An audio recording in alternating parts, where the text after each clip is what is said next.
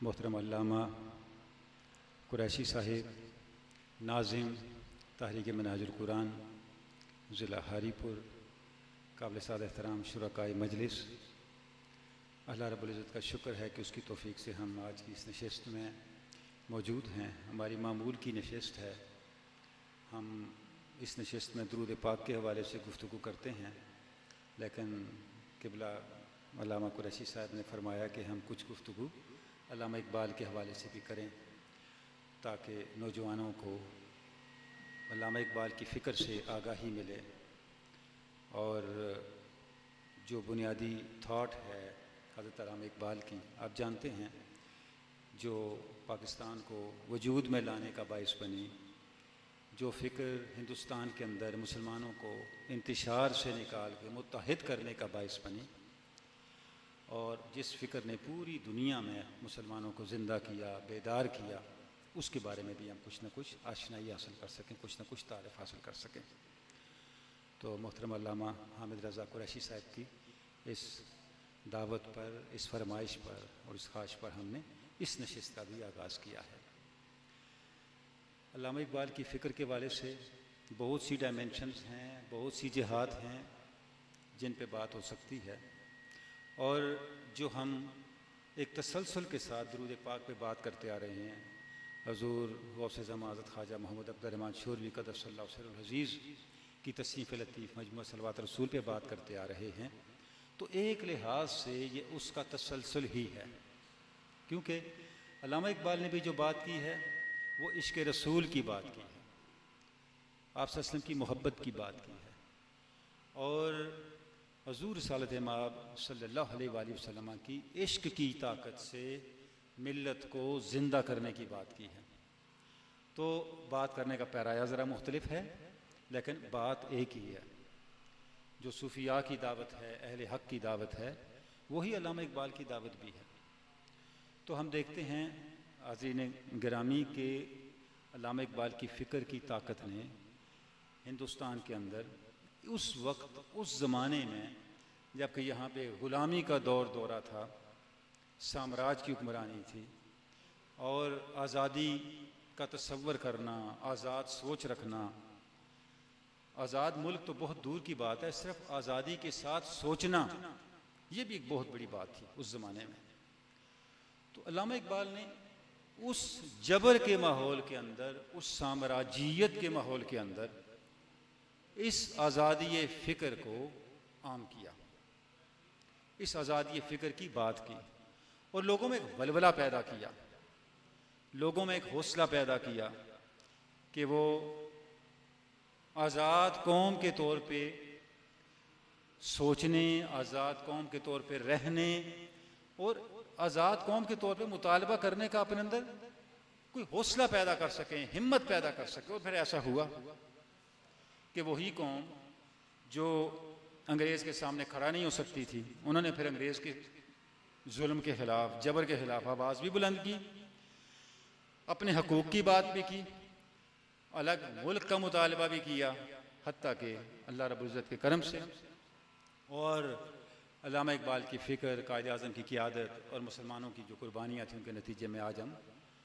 एक आज़ाद मुल्क के अंदर भी अल्हम्दुलिल्लाह बैठे हैं।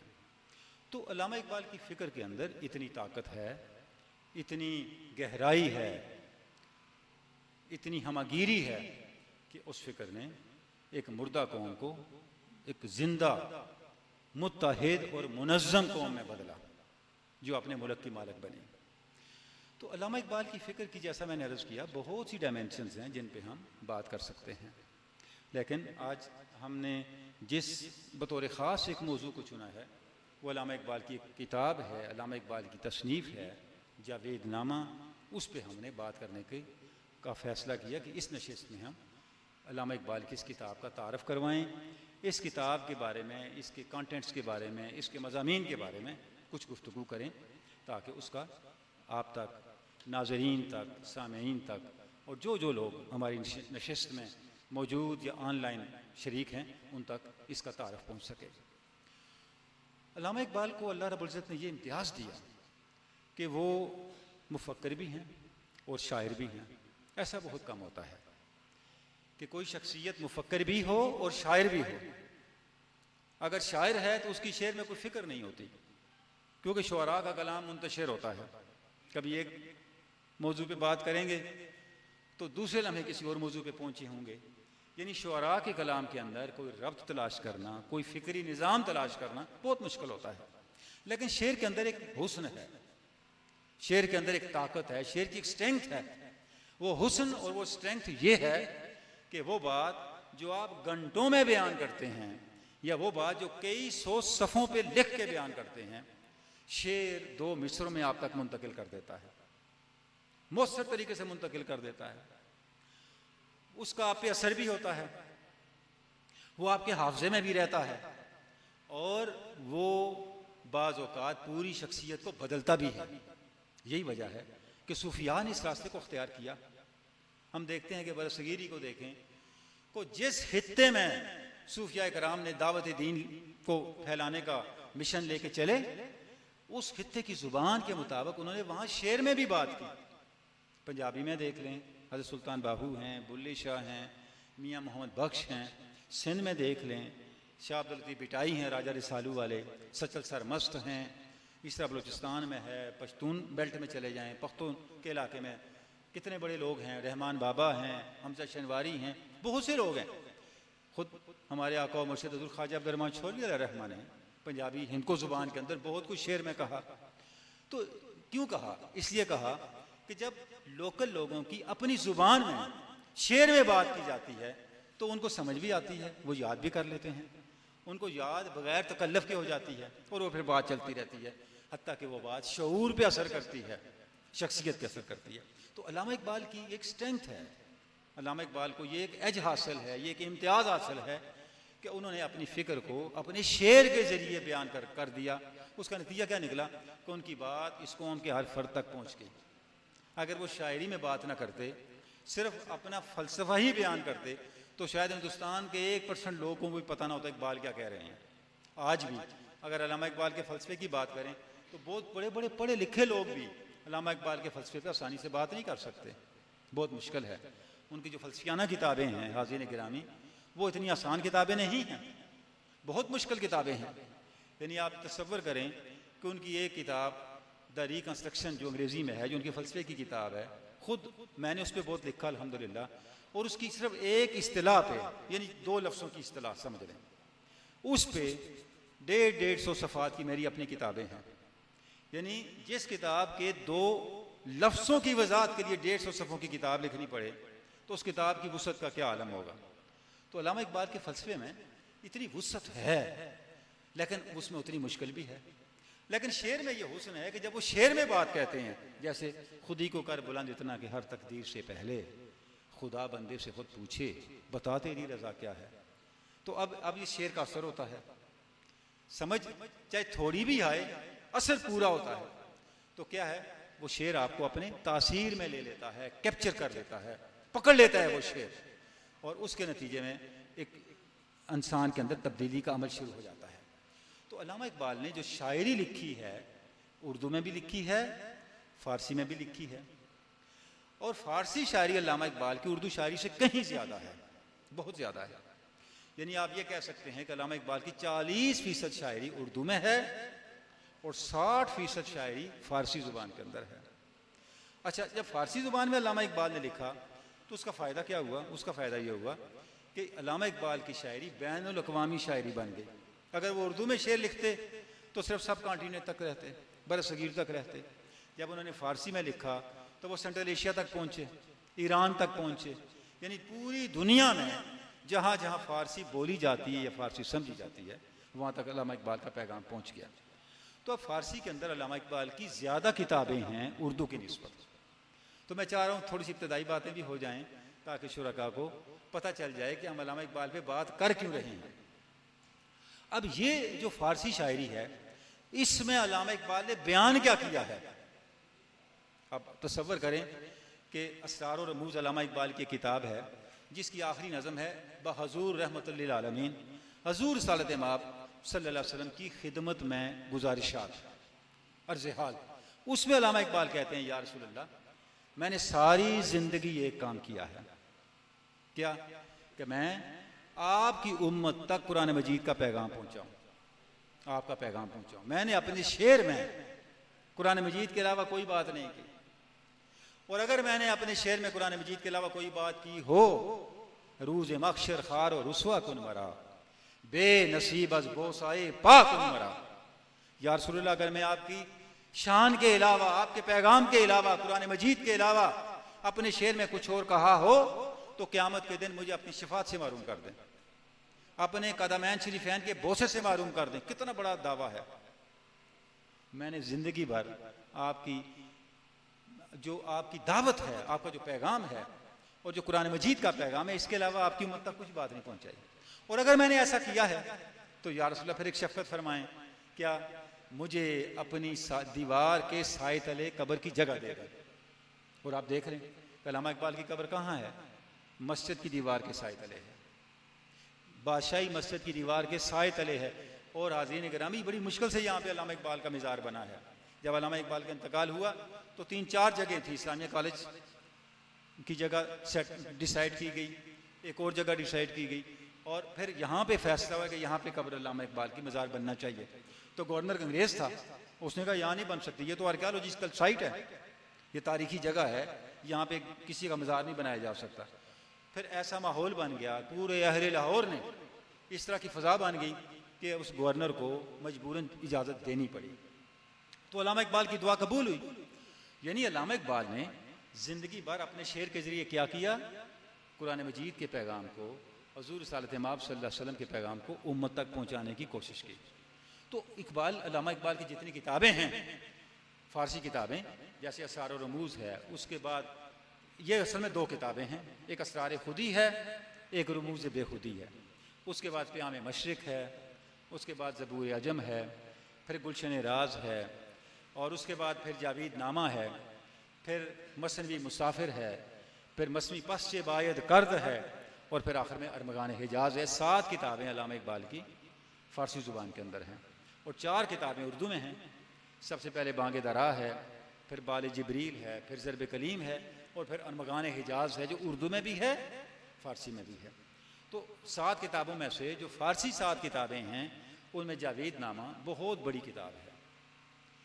अल्लामा इकबाल ने जब वो शायरी का आगाज़ कर रहे थे तो उन्होंने अपने एक दोस्त को, मौलाना ग़ुलाम कादिर गिरामी को, जो अपने ज़माने के फ़ारसी के बहुत बड़े आलिम और बहुत बड़े शायर थे, उनको एक ख़त लिखा, और उस ख़त में लिखा कि मैं एक ऐसी किताब लिखना चाहता हूँ, इरादा कर रहा हूँ, जिस किताब में मैं उम्मत मुस्लिमा को पेश आने वाले जितने चैलेंजेस हैं, क़यामत तक पेश आने वाले जितने चैलेंजेस हैं, उनका जिक्र कुरान मजीद की रोशनी में कर दूँगा। और मैंने जब कुरान मजीद को पढ़ा है तो मैंने देखा है कि अल्लाह रब्बुल इज़्ज़त ने इस उम्मत को जितने मसले दरपेश होंगे, वो सारे मसले कुरान मजीद ने न सिर्फ बयान किए हैं बल्कि उनका हल भी दिया है। आप देखें क्या बसीरत है। इसलिए अल्लामा इकबाल ने एक जगह लिखा है ना, चूँ सुरमा राजी रा अजदीदा फरफ शुस्तन तकदीर उमम दीदन पिन्हा किताबन। जब मैंने रूटीन के जो पढ़ने के तरीके हैं कुरान मजीद को, उनसे हट के कुरान मजीद को पढ़ा, दिल की निगाह से पढ़ा, राजी के सुरमे को आंखों से हटा के पढ़ा, तो मैंने देखा कि उम्मतों की तकदीरों को अल्लाह ने कुरान मजीद में बयान किया है, उम्मतों की तकदीरों को। तो अब वो जो अल्लामा इकबाल का एक ख्वाब था, अल्लामा इकबाल का ख्याल था कि वो एक ऐसी किताब लिखें जिस किताब के अंदर उम्मत मुस्लिमा के मसाइल और उनका हल बयान किया जाए। वो किताब जावेद नामा है। यानी जावेद नामा के अंदर अल्लामा इकबाल ने उन चीज़ों का अहाता किया है और उन चीज़ों को बयान किया है। तो अल्लाह रब्बुल इज़्ज़त ने अल्लामा को वो बसीरत अता की थी कि वो उम्मत मुस्लिमा के मसाइल पर उनकी नज़र थी, उम्मत मुस्लिमा की नब्ज़ पर उनकी नज़र, उनका हाथ था, और जो मसाइल हैं, जो बीमारियां हैं इस उम्मत, इनके वो शनासा थे, इनके वो तबीब थे। अब आप ये देखें कि जब हमारी तारीख़ आज़ादी चल रही थी तो उस तारीख़ के दौरान अल्लामा इकबाल ने जो आइडिया दिया इस मुल्क का, यानी हम ये बात कर रहे हैं ना कि इस मुल्क को मसाइल कौन से दरपेश हैं, इस कौम को, और उनका हल क्या है। तो सब कॉन्टिनेंट के अंदर जो जिद्दोजहद आज़ादी चल रही थी, मुसलमान भी लगे हुए थे, कांग्रेस वाले भी लगे हुए थे, हिंदू भी कोशिश कर रहे थे, लेकिन ये नहीं था कि जाना किधर है, क्या मंजिल होगी इस जिद्दोजहद की। ये जो हम कुर्बानियाँ दे रहे हैं, अंग्रेज़ के साथ रोज़ाना जंग हो रही है, रोज़ सर फटोल हो रही है, रोज़ मुसलमान जख्मी हो रहे हैं, हिंदुस्तान के लोग मर रहे हैं, कहीं गोलियां चल रही हैं, कहीं कैद हो रही है, कहीं गिरफ्तारियां हो रही हैं। आप पढ़ते रहते हैं पाकिस्तान स्टडीज हिस्ट्री के अंदर सारी चीज़ें। इसकी मंजिल क्या है? तो इसका तयन अल्लामा इकबाल ने 1930 में अपने खुतबे में किया, खुतबा अलाहाबाद के अंदर। वो बहुत बड़ा खुतबा है, बहुत बड़ी अल्लामा इकबाल की तहरीर है, जिसमें उन्होंने ये 1930 के अंदर ये कहा कि मैं ये देख रहा हूँ कि हिंदुस्तान के इन हिस्सों पर मुश्तमिल एक अलग आज़ाद मुस्तक़िल मुल्क बनेगा। हालांकि उस वक्त कोई तसव्वुर भी नहीं था एक अलग मुल्क का, कोई सोच भी नहीं सकता था। तो वो आज़ाद मुल्क बाद में आप देखें कि 17 साल के अंदर अंदर इकबाल का वो ख्वाब जो था वो पूरा हो गया। तो जो बातें उन्होंने कहीं जिस तरह से मसाइल का तयन किया और उन मसाइल का जो हल बताया, आने वाले वक्त ने, आने वाले दौर ने उसको साबित किया कि मसाइल का हल यही है और इस रास्ते पे चलने ही में हमारी निजात है।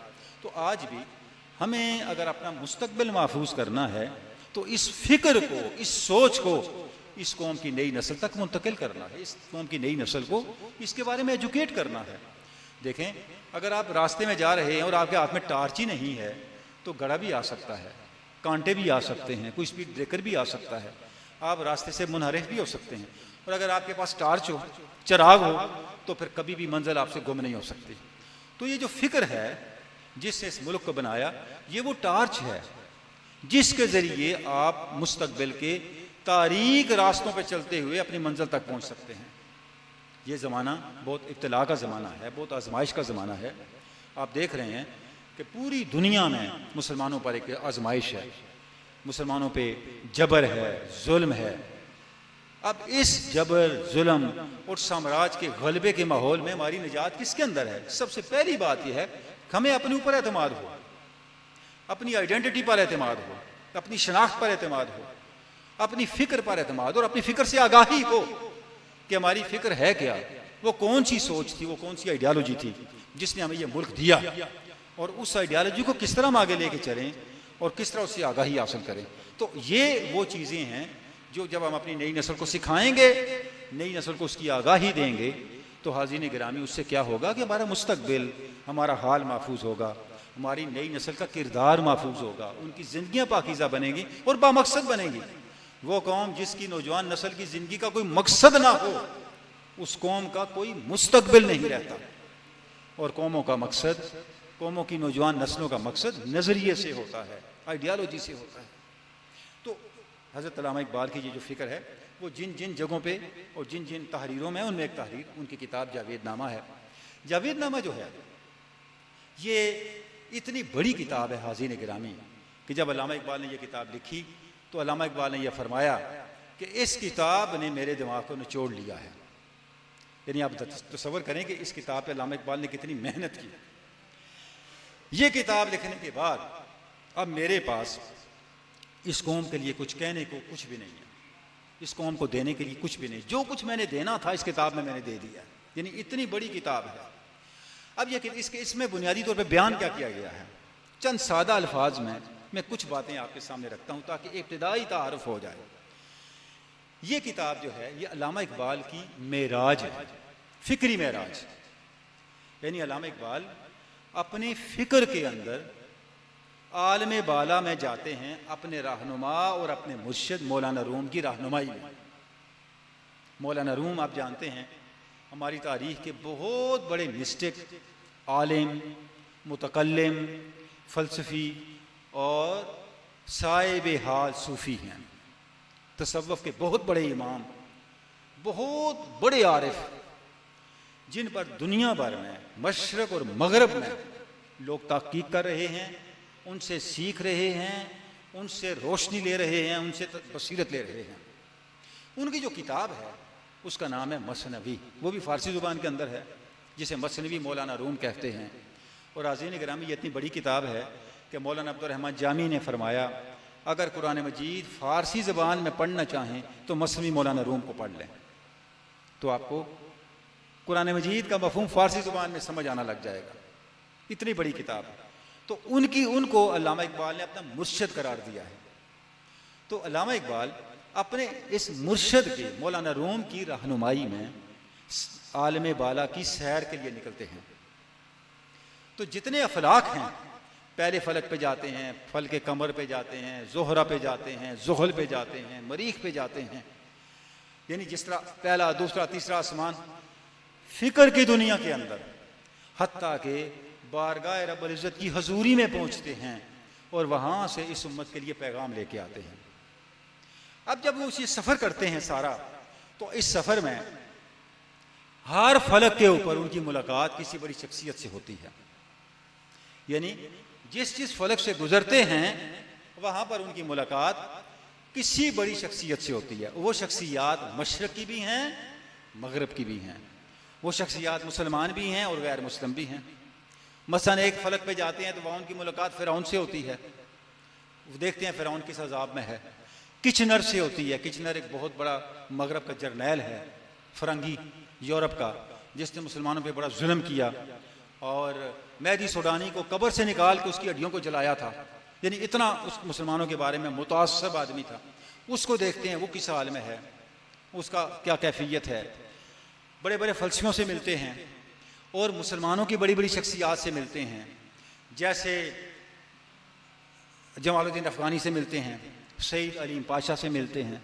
तो मुसलमानों की बड़ी बड़ी शख्सियात से मुलाकात करते हैं, उनसे डिस्कस करते हैं कि ये मुसलमानों के मसाइल हैं, इस पे आप क्या रहनुमाई देते हैं। फिर उनके जो अफकार हैं, उन अफकार को फिर अल्लामा इकबाल अपनी इस किताब में उस फलक के लिहाज से, फलक यानी जिस सियारे से गुजरते हैं, जिस आसमान से गुजरते हैं, उस लिहाज से उन अफकार को फिर वो अपनी इस किताब में बयान करते हैं। इसके अंदर उस दौर के मुसलमानों के मसाइल भी हैं हाज़िरीन किरामी, और आने वाले दौर के मसाइल भी हैं। यानी इंसान जब इस किताब को पढ़ता है तो दंग रह जाता है कि वो बातें जो अल्लामा इकबाल के इस दुनिया से चले जाने के, आप जानते हैं अल्लामा इकबाल का इंतकाल 1938 में हुआ, तो अल्लामा इकबाल के इस दुनिया से चले जाने के 20, 30, 40, 50 साल बाद हुआ जिन मसाइल का आगाज़, उन मसाइल का जिक्र अल्लामा इकबाल ने इस किताब में किया हुआ है और साथ बताया हुआ है कि इस मसले का यह हल होगा, इसका यह हल होगा। मसलन जमालुद्दीन अफ़गानी के साथ एक जगह डिस्कशन होती है, सईद हलीम पाशा बहुत बड़े मुफक्कर थे तुर्की के, उनके साथ डिस्कशन होती है। तो अल्लामा पूछते हैं ये जो अफ़गानिस्तान में गड़बड़ है इसका क्या हल है। आप जानते हैं अफ़गानिस्तान में शुरू से मसाइल रहे हैं। तो अब वो जवाब देते हैं मिल्लत आसिया यक पैकर आबो गिलस्त। आसिया कहते हैं एशिया को, दारा पैकर काबुल दिलस्त। अब देखें वो कह रहे हैं जमालुद्दीन अफ़गानी की ज़ुबान से, एशिया एक जिस्म है, मट्टी का जिस्म, हर जिस्म का दिल होता है। एशिया मट्टी का एक जिस्म है, इसका दिल काबुल है। अज फसादे हु फसादे आसिया, अज कुशादे हु कुशादे आसिया। अगर काबुल में अमन हुआ तो पूरे एशिया में अमन होगा, और अगर काबुल में जंग हुई, फसाद हुआ, तो पूरे एशिया में फसाद होगा। शुरू से देख लें, आज तक यही हालत है। जब काबुल डिस्टर्ब है तो फिर पूरा एशिया डिस्टर्ब रहा है, और अगर काबुल में थोड़ा सा सुकून हो तो फिर एशिया भी सुकून में आ जाता है। तो अब आजकल के हालात जो हैं, बल्कि इसमें मैं एक जुमले का इजाफा करना चाहूँगा, जिस वक्त काबुल के हालात बहुत ख़राब हो गए, आज से तकरीबन 10-15 साल पहले की बात है, तो यूनाइटेड नेशन के तहत मगरब के ममालिक ने और बड़ी दुनिया की पावर्स ने जर्मनी में एक कॉन्फ्रेंस की अफ़गानिस्तान के मसाइल के हल के लिए। उसका टाइटल उन्होंने क्या रखा, हार्ट ऑफ एशिया कॉन्फ्रेंस। अब हार्ट ऑफ एशिया तो इकबाल ने कहा था, उनको तो नहीं पता इकबाल ने कहा हुआ है, उन्होंने कहाँ पढ़ी फारसी। अब यूनाइटेड नेशन के लोगों को क्या पता। अब इकबाल का विजन देखें कि किस तरह वो चीज़ों को विजुअलाइज कर रहे हैं। मैं इकबाल के 2 शेर और आपके सामने पढ़ता हूँ।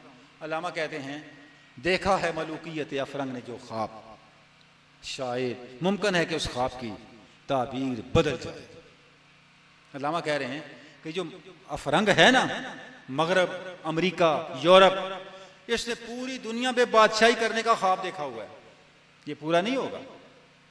तैरा हो अगर आलम मशरक जनेवा, शायद कुराए अर्ज की तकदीर बदल जाए। और आप देख लें आज तेहरान के साथ अमेरिका का किस तरह क्लैश हुआ, और उसके नतीजे में हकीकी मानों में वर्ल्ड ऑर्डर तब्दील हो रहा है, दुनिया का निज़ाम तब्दील हो रहा है।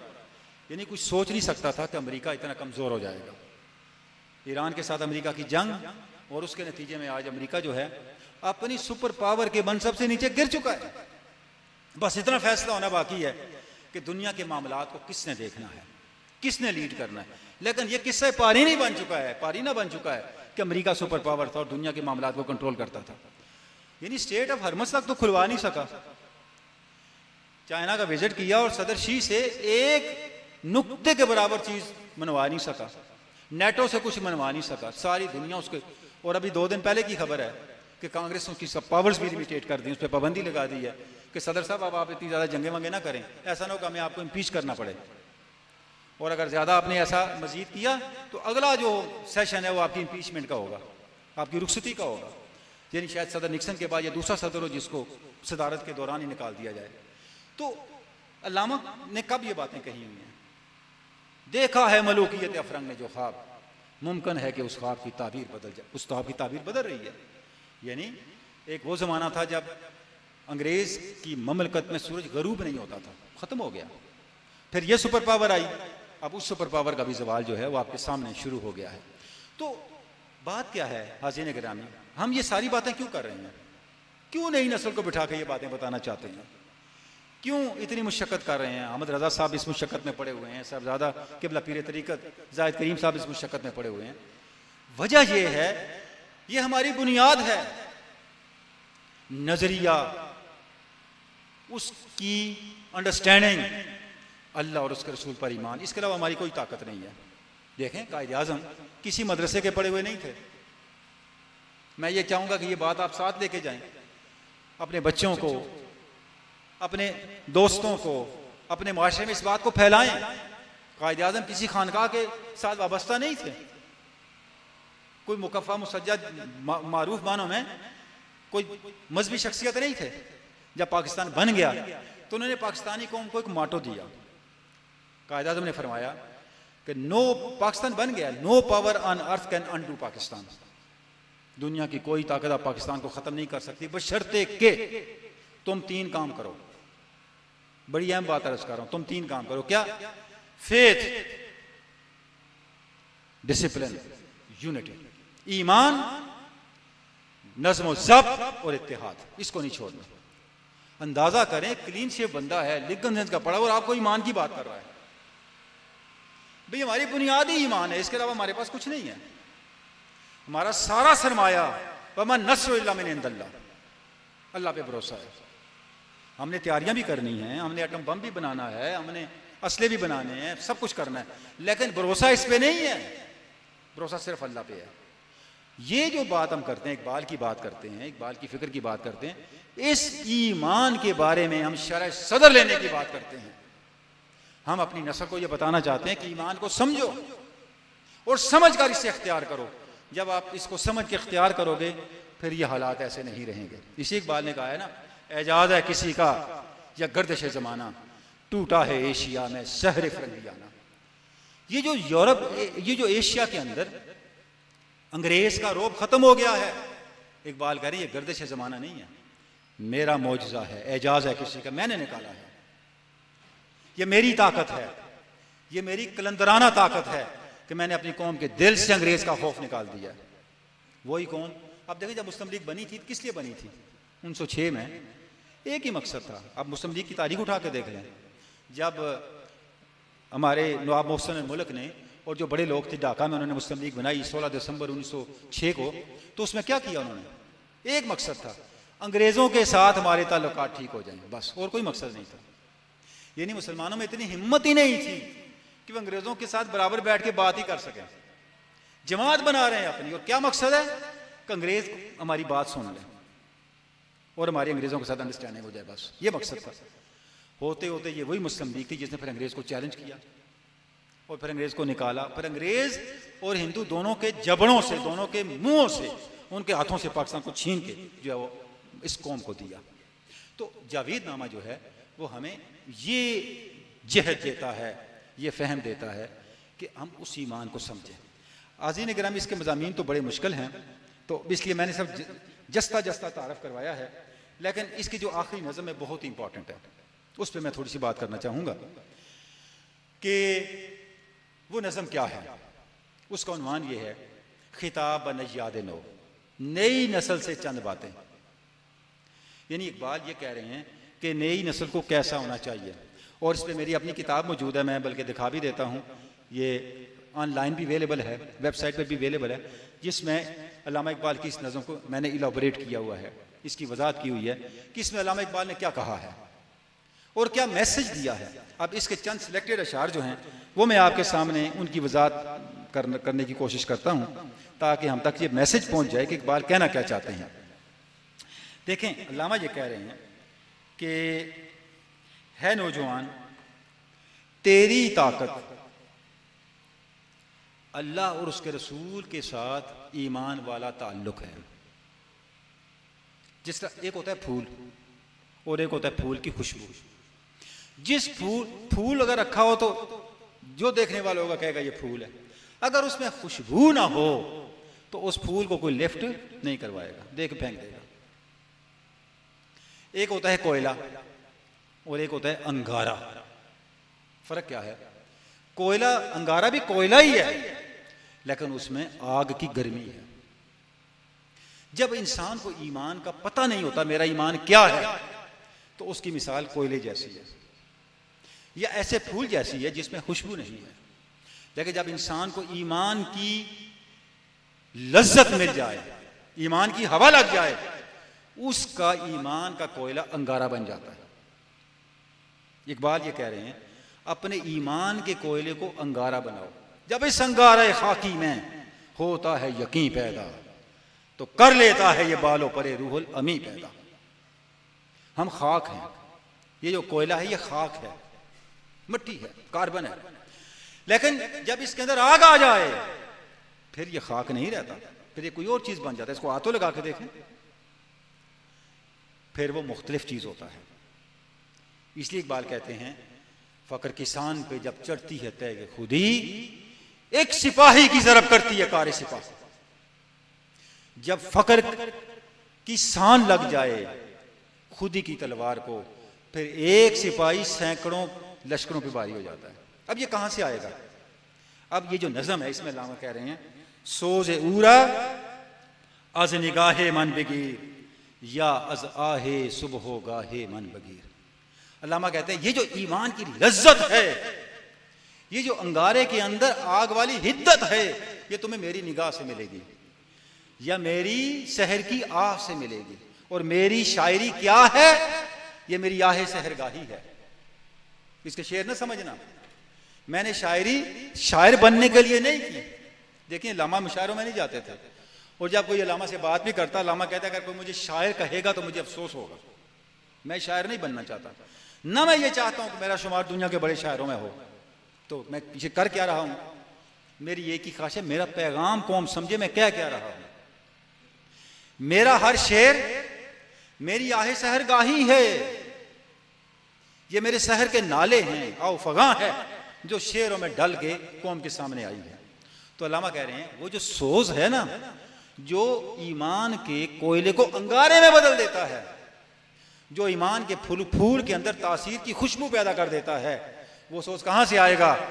अल्लामा कहते हैं वो सोच तुम्हें या तो मेरी निगाह से मिलेगा, और अगर मैं दुनिया में न रहूं, मेरा शेर मौजूद है, तुम्हें मेरे शेर से मिलेगा। मेरे शेर को न छोड़ना। अब आगे अल्लामा बड़ी कमाल बात कहते हैं, फरमाते हैं कि मादिरत दर से नुखस्ती बातूदाद गुंजाए तू अज नसीम ऊ कुशाद।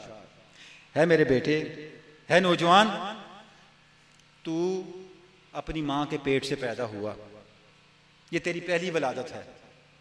जब पैदा हुआ तो तेरी मां ने तुझे पढ़ाया ला इलाहा इल्लल्लाह, ये काफी नहीं है, तुझे एक और जन्म की जरूरत है। वो जन्म तेरा मेरे हाथों से होगा, और फिर मैं तुम्हें बताऊंगा ला इलाह के अंदर असर कहां से आता है और उसकी ताकत क्या है। अगर तुम्हारे अंदर सिर्फ ला इलाह जुबान तक है कोई फायदा नहीं है। इस ला इलाह को दिल में उतार, मेरे पास आ, मैं तुझे बताऊं ला इलाह की ताकत क्या है। ऐ पिसर जो के निगाह आजमन बिगीर सोख्तन दर ला इलाह आजमन बिगीर। अब आप देखें क्या बात अल्लामा ने एक और जगह बात की है मगान हिजाज में, ना बा मुल्ला ना बा सूफी नशीनम। आप सस्म की बारगाह में अर्ज़ करें या रसूल अल्लाह, ना बा मुल्ला न बसूफी नशीनम तुमीदानी मन आनम न ईनम। या रसूलल्लाह, ना मैं मुल्ला के साथ मुताल्लिक हूँ, ना सूफी के साथ, ना मैं उस कैटेगरी का हूँ ना इस कैटेगरी का, मैं किसी काम का नहीं हूँ। आप जानते हैं, तुम ही दानी, आप जानते हैं ना मैं इस काम का हूँ ना उस काम का। इज़्ज़ान इकबाल का नवीस अल्लाह पर लोहे दिले मन। या रसूलल्लाह, मेरी गुजारिश है अपने दस्ते मुबारक से मेरे दिल पे अल्लाह लिख दें। हम ऊरा व हम खुदरा फाश बीनम, अल्लाह को भी देख लूं और अपनी हकीकत को भी पा लूं। अब तसव्वुर करें इकबाल कहाँ लेके जा रहे हैं। इकबाल आपको अल्लाह की हजूरी में लेके जा रहे हैं। वो कह रहे हैं तुम्हें माँ ने सिर्फ ला इलाहा पढ़ाया है, इसकी तासीर भी है। वो तासीर तुम्हें कहां से मिलेगी? वो मेरी मजलिस से मिलेगी। जीस्तन बसोज़े ऊ कहारी अस्त ला इलाहा जर बस्त और जरबे कारी अस्त। जब तुम ला इलाहा के साथ जिंदगी गुजारो तो तेरे अंदर शान कहारी पैदा हो जाती है। ला इलाहा तलवार है, ऐसी तलवार है जो काटती है तो फिर काटती है, इसके कांटे का कोई किसी के पास तदारक इलाज नहीं होता। इस तलवार को हासिल करने की कोशिश कर। उसके बाद फिर आगे मजीद बातें करते हैं, नमाज के बारे में बताते हैं और ज़कात के बारे में बताते हैं, हज के बारे में बताते हैं और बताते हैं कि इस कौम का एक मसला ये भी है कि यहाँ पे बहुत से लोग झूठे नबी के पीछे लग गए। मिर्जा कादियान का जिक्र करते हैं, उसकी नफी करते हैं, फरमाते हैं कि उसने इस कौम को ये तालीम दे के कि जिहाद की ज़रूरत नहीं है, गुमराही फैलाई है, ये गुमराह है, उसकी नफी करते हैं। और उसके बाद फरमाते हैं रूचू रफ्त सलात व सयाम फर्द ना हमवार मिल्लत बेनिज़ाम। जब हमारे सलात और सयाम से, सलात कहते हैं नमाज को और सयाम कहते हैं रोजे को, जब हमारी नमाज और रोजे से रूह निकल गई तो मिल्लत का निज़ाम खत्म हो गया। फिर हमारी मिसाल ऐसी तस्बीह की सी है, दाने तो हैं उनमें वो धागा नहीं है जो उनको जोड़ कर रखे। नमाज और रोजा इस कौम को जोड़ने वाला निज़ाम था। गुलामी ने हमें उस निज़ाम से, नमाज और सलात और सयाम की उस रूह से बेगाना कर दिया है और हम उसको मुर्दा रस्म के तौर पे लेके चल रहे हैं। उसके बाद फरमाते हैं, है नौजवान तुझे अपने मकाम का पता है? साहिब कुरान व बेज़ो के तलब अलहजब सुमल अजब सुमल अजब। तू कुरान का मालिक है और मायूस बैठा है। तू कुरान वाला है, साहिब कुरान व बेज़ो के तलब, तू कुरान वाला है और तेरी निगाह कल तक नहीं देखती, आगे नहीं देखती, नहीं तेरा विजन ही कोई नहीं है, तेरे अंदर तलब ही कोई नहीं है। तुझे तो दुनिया को बदल देने वाला होना चाहिए, तुझे तो नई दुनियाएं पैदा करने वाला होना चाहिए। कुरान नई दुनियाएं पैदा करने वाली किताब है। कुरान को समझ तो सही, अल्लाह ने तुझे कितना बड़ा खजाना दिया है, तुझे होश ही नहीं है कि तेरे पास कितना बड़ा खजाना है। इस खजाने को पहचान और इसके जरिए से तू इस दुनिया को इनकलाब से आशना कर दे। उसके बाद फिर फरमाते हैं कि दरमियान सीना दिल खूं करदा अम चाहता जहान अशरा दिगर गूं करदा अम। मैं ये जो दुनिया में मेरी तासीर पैदा हुई है, मेरा दिल इस कौम के हालात पे खून हो गया है, खून हो गया है। उसके बाद अल्लाह ने मेरे कलाम को वो मकबूलियत अता की है कि जो सुनता है उसके दिल में उतरता है और दिल में नहीं उतरता उसे बदलता भी है। हाज़िन ग्रामी आगे फिर अल्लामा कहते हैं कि मैंने इस कौम से दो तरह की बातें की हैं, इस कौम के नौजवानों से दो तरह की बातें की हैं। एक शायरी में बात की है और एक नसर में बात की है। शायरी का जिक्र तो मैंने कर दिया और नसर में अल्लामा का फलसफा है। अच्छा, अब मैं ये बात एक खास नुक्ते के वाले से मैं अर्ज कर रहा हूँ। ये बात कहने के बाद फरमाते हैं मेरी शायरी की भी एक असल है और मेरे फलसफे की भी एक असल है। असले जिक्र वो असले फिक्र है, तू बादा वार से ई जिक्र फिक्र। फरमाते हैं मेरी शायरी की बुनियाद मेरा जिक्र है, मेरी शहर की बेदारी है, मेरी शब बेदारियां हैं, मेरी आह सहरगाही है और मेरे फलसफे की बुनियाद मेरी फिक्र है। मेरी तमन्ना यह है तू बादा वार से ही जिक्र फिक्र है। मेरे नौजवान काश तू मेरे जिक्र का भी वारिस बन जा, मेरे फिक्र का भी वारिस बन जा। कि मैंने जो शेर कहे हैं जो मेरे जिक्र का नतीजा है तू उसको भी समझ ले। आरजू खुदाया आरजू मेरी यही है, मेरा नूर बसीरत आम कर दे और तू मेरी फिक्र को भी समझ ले, ये मेरी आरजू है। हाज़िन ग्रामी इस तरह आगे चलते चलते नौजवानों को और बड़े काम की बातें बताते हैं। फरमाते हैं आजकल के नौजवान को देख के मैं बहुत परेशान होता हूँ। क्यों होता हूँ? नौजवाना तशना लब खाली अय्याव शुस्ता रूह, तारीक जान, रोशन दिमाग। कहती हैं आजकल के नौजवानों को देखें, खाली इयाग, इनके प्याले खाली हैं, इनके दिल खाली हैं। इनके चेहरे देखें तो बड़े रोशन हैं, लेकिन अंदर से इनकी जान तारीक है, दिमाग इनके रोशन हैं, दिल इनके अंधे हैं। वजह क्या है? ये अपने सर चश्मे से कट के यूरोप के सर चश्मे से जुड़ गए हैं। मेरा नौजवान वो पौधा था जिसकी आबियारी आबे जमजम से होनी चाहिए थी, मैंने इसकी आबियारी आबे लंदन से की है। तो यही हाल होना है। जब लॉर्ड मैकाले का निजाम चलेगा तो फिर ऐसे ही नौजवान पैदा होंगे ना, जिनका चेहरा रोशन होगा, बातन तारीक होगा, दिमाग रोशन होगा, दिल खाली होगा। इकबाल कहते हैं मेरे नौजवान, इससे निकल। तेरा इलाज क्या है? तेरा इलाज इल्म हक है। इल्म हक अव्वल हवास आखिर हुजूर। अब ये जो इकबाल का मिसरा हाज़रीन गिरामी, सिर्फ इस मिसरे पे मेरी पूरी एक किताब है। यानी इकबाल का पूरा फलसफा इस मिसरे के अंदर है। इल्म हक अव्वल हवास आखिर हुजूर, कि जो हकीकी इल्म है उसका आवाज कहाँ से होता है? हवास से।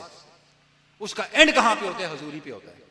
अब ये हवास से हजूरी तक का सफर क्या है, इकबाल के फलसफे ने किस तरह बयान किया? ये पूरी एक दुनिया है। यानी मैंने अर्ज किया कि अब तसव्वुर करें, ऐसे तो इकबाल जिंदा जावेद नहीं है ना, इकबाल का हर लफ्ज प्रेग्नेंट है, प्रेग्नेंट। ये आम नसर नहीं है, ये आम शेर नहीं है।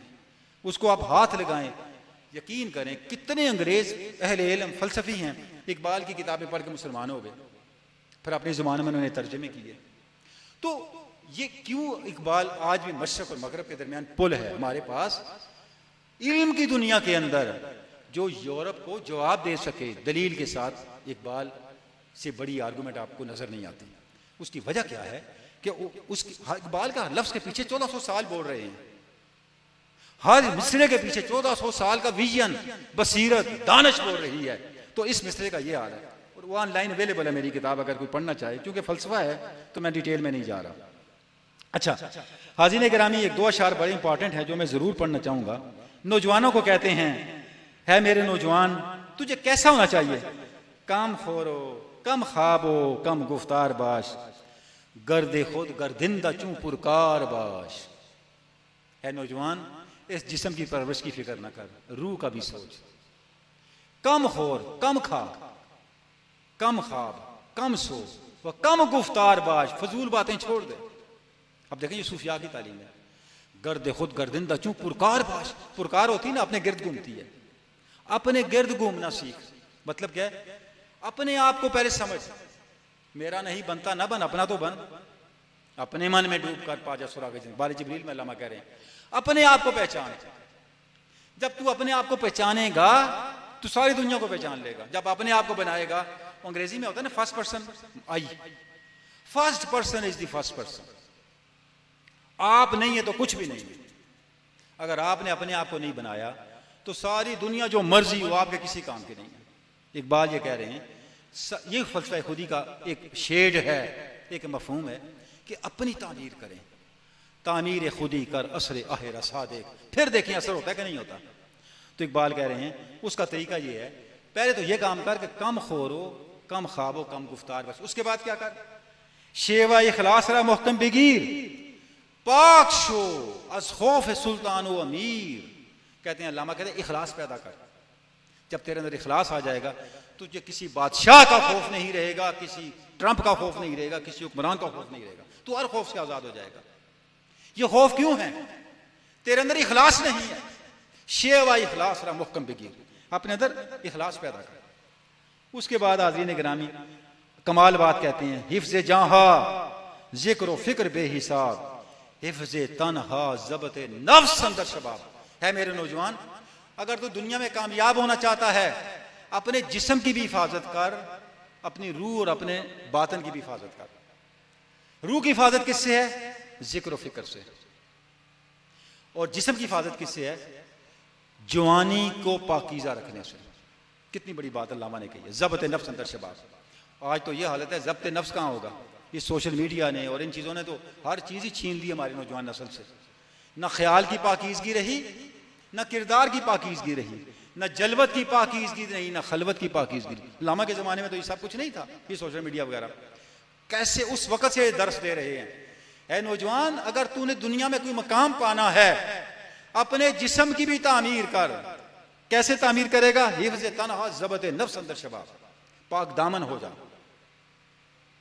मैं बड़े खुल के बात कहूंगा, कहते हैं लंगोटे का बड़ा मजबूत है, लंगोटे का मजबूत हो जा, पाक दामन हो जा, अपनी जवानी को बेदाग कर दे। अगर तू अपनी जवानी को बेदाग कर लेगा तो क्या होगा? तेरे तन की हिफाजत होगी। और हिफ्ज़ जाहा जिक्र फिक्र बेहिसाब, और तेरी रूह की हिफाजत और तेरी जान की ताकत किसमें है? अल्लाह के जिक्र में, और उस जिक्र के ऊपर फिक्र में है। इसको अख्तियार कर। ये अल्लामा का मैसेज है। फिर आगे कहते हैं, ये सारी बातें कब होंगी? तुझे इन बातों की समझ कब आएगी? सिर्र दीन सिद्के मकाल अकले हलाल, खलवत जलवत तमाशाए जमाल। फरमाते हैं दीन की हकीकत दो बातों से समझ में आती है, खाएं तो हलाल, बोलें तो सच। ये बंदा मोमिन का किरदार है। अगर आपके अंदर अकले हलाल नहीं है, हलाल खाते नहीं हैं और सच बोलते नहीं हैं, आपको दीन की बातें नहीं समझ आएंगी, आपके सर से गुजर जाएंगे। देखें पानी है ना, ये यहाँ पानी गिर जाए, अगर उसके ऊपर मैं संगे मरमर रख दूं, वो पानी वहीं रहेगा। अगर वहां पे मैं और टिश्यू पेपर रख दूं तो पानी को जज़ब कर लेगा, क्योंकि टिश्यू पेपर के अंदर पानी को जज़ब करने की कैपेसिटी है, मार्बल के अंदर नहीं है, पत्थर के अंदर नहीं है। जब तक बंदा मोमिन के अंदर सिद्क के मकाल और अकल हलाल ना हो, उसमें दीन को एब्जॉर्ब करने की कैपेसिटी नहीं होती। वो कहता है गपशप है सारी। क्यों लोग कहते हैं ऐ जान मिठा ते अगला किस डिठा? क्यों गैब पे यकीन पैदा नहीं होता? क्यों अल्लाह तजर्बा नहीं बनता? क्यों अल्लाह का वादा जिंदगी में हकीकत नहीं बनता? इसलिए नहीं बनता, वो हमारे मन में नहीं उतरा। मन में तो तब उतरेगा ना जब मन को हम एब्जॉर्ब करने की उसके कैपेसिटी देंगे। उसको टिश्यू पेपर बनाएंगे तो एब्जॉर्ब करेगा ना। उसको पत्थर बनाया हुआ है, कुरान मजीद में है ना कि कई ऐसे दिल फन्ना कल हिजारा फन्ना मिनल हिजारा लमा जाता फजर मिनहुल अनहार। भाई ऐसे पत्थर हैं, उनसे नहरें बह निकलती हैं, तुम्हारे दिल तो उनसे भी गए गुजरे हैं। कुरान मजीद है। जिस दिल को कुरान मजीद पत्थरों से सख्त कह रहा हो, मुझे बताएं उसने दीन की हकीकत को क्या जज़ब करना है? उसे तो गपशप ही समझना ना, सवाब ही समझना, खत्म। अल्लामा ये कह रहे हैं कि ये हमारा जो बातन है, जिसने दीन का फहम लेके उसको हकीकत में बदलना है, वो कैपेसिटी कब पैदा होगी? तब पैदा होगी जब हम हलाल खाएंगे और सच बोलेंगे। और अगर ये दो चीजें ना हो तो जनाब फिर तो बहुत मुश्किल है।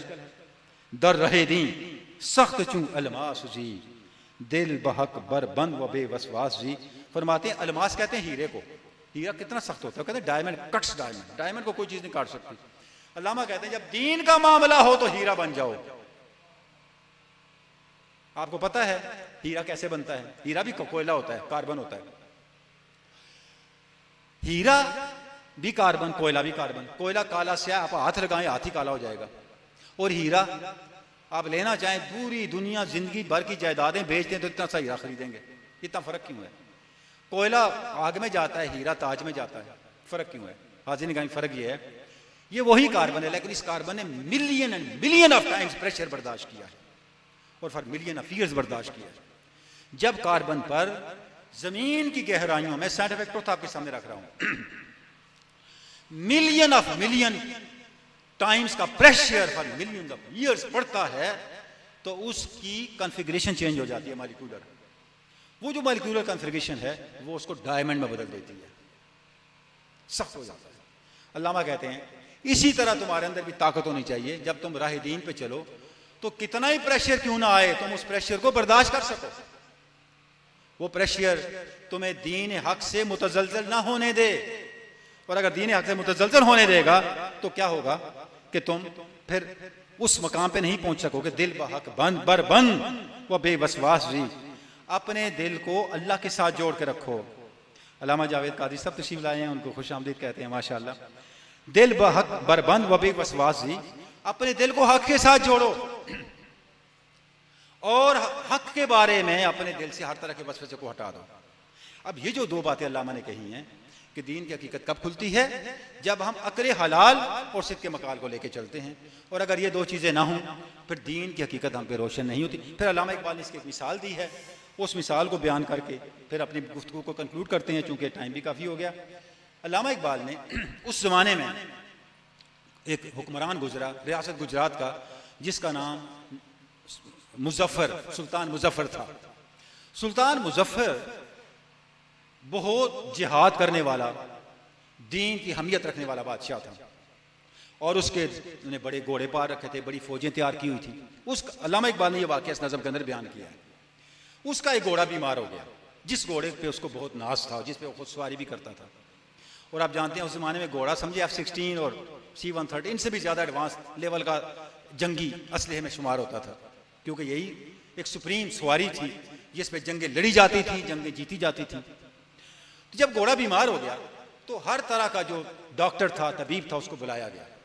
घोड़ा ठीक नहीं हुआ, हत्ता कि उसके दरबारियों ने कोई ऐसा माहिर तबीब बुलाया, उसने आके घोड़े का इलाज किया तो 2-3 दिन में घोड़ा ठीक हो गया। सुल्तान बड़ा खुश हुआ। सुल्तान ने उस तबीब को बुलाया, उसे इनाम दिया जाए और उसे अप्रिशिएट किया जाए। दरबार लगा, सजा, उसके एजाज में तकरीब हुई। सुल्तान ने पूछा, ये बताएं आपने घोड़े का इलाज क्या किया? उसने कहा, जी मैंने फलां दवाई दी है, फलां मेडिसिन दी है और उसके लिए घोड़ा जो है बिल्कुल सेहतमंद हो गया। तो सुल्तान ने पूछा, इस दवाई के इंग्रेडिएंट्स क्या हैं, इस दवाई में अज्जा क्या क्या शामिल हैं? जब उसने अज्जा गिने तो उसमें एक जुज़ शराब भी था, उस दवाई में शराब भी शामिल थी। जब सुल्तान ने सुना, अच्छा आपने मेरे घोड़े को सेहतमंद तो कर दिया है, लेकिन जिस दवाई से इसको सेहत मिली उसमें शराब भी है, अब इस घोड़े को मेरे स्तबल से निकाल दो, इसको मेरे लश्कर में नहीं होना चाहिए, क्योंकि इसकी सेहत उस चीज से हुई है जिससे शरीयत मोहम्मदी ने मना किया। वो घोड़ा निकाल दिया। अल्लामा कहते हैं आप उस सुल्तान की जो है वो देखें कि क्या उसके अंदर वो दीन की गैरत थी। फरमाते हैं, शाय हक बी दिगर आ यकरा नखास शराय तकवा अस्तरी के माजुदास। उस बादशाह ने उस जंगी फतूहात हासिल करने वाले घोड़े को कबूल नहीं किया, क्योंकि उसने कहा कि तकवा के अंदर रहते हुए हमारा ज़ाब्ता कुछ और है, तकवा में हम इस चीज़ को अख्तियार नहीं करते। तो हाज़िन ग्रामी, इस मिसाल पे आकर अल्लामा इकबाल ने इसको कंक्लूड किया है। और आखिरी बात जो अल्लामा कहते हैं वो कहते हैं कि ऐ मेरे नौजवान, मेरी बातों को अपने दिल में बिठा ले। सिर्र दीन मुस्तफ़ा गोयम तुरा, हम बकबर अंदर दुआ गोयम तुरा। मैंने